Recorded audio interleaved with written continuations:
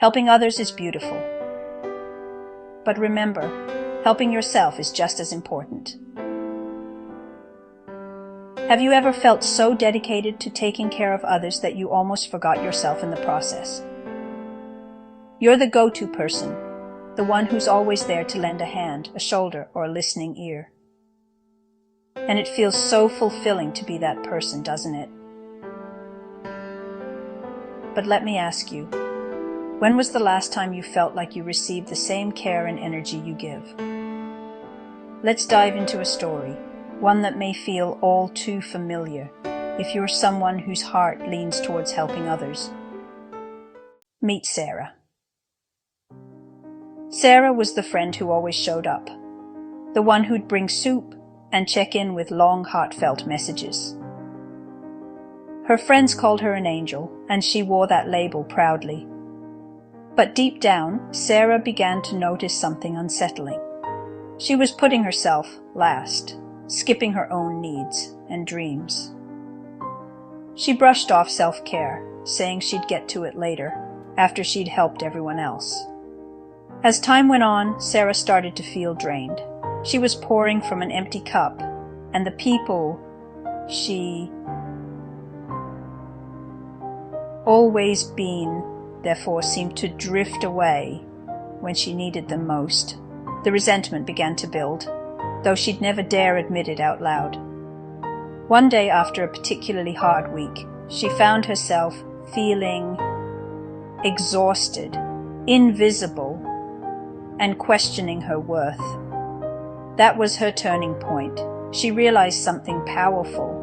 It's one thing to help others, but it's equally essential to help yourself, to ensure that you're not just pouring out, but also filling up.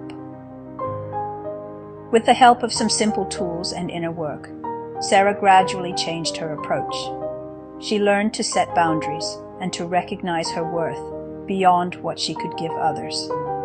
And as she invested in herself, she found that her relationships deepened. She was happier, more fulfilled, and ironically, she became even better at helping others, because she was helping from a place of strength rather than emptiness. If Sarah's story resonates with you, you might recognize some of the struggles she faced. As someone who thrives on connecting and helping, maybe you often find yourself reaching out before anyone even asks for help. But sometimes, the weight of constantly giving without getting back can feel heavy. And there's a quiet ache that grows when you feel unappreciated. You might notice it in small ways. Perhaps after spending hours helping a friend, you expect, even if it's deep down, for them to check in on you, too. And when they don't, it stings. Or maybe you say yes to every request, only to find yourself depleted and overlooked when you need a hand. Over time, this pattern leads to feelings of being used, unappreciated, or even undervalued. It's not that helping others is wrong, far from it. But when your sense of self becomes tightly woven with a need to feel valued by helping, you might end up neglecting a vital person. You. So here's the takeaway. True strength and connection come from a balance. Helping others is beautiful and fulfilling, but helping yourself is just as important. You deserve to feel fulfilled, energized, and appreciated.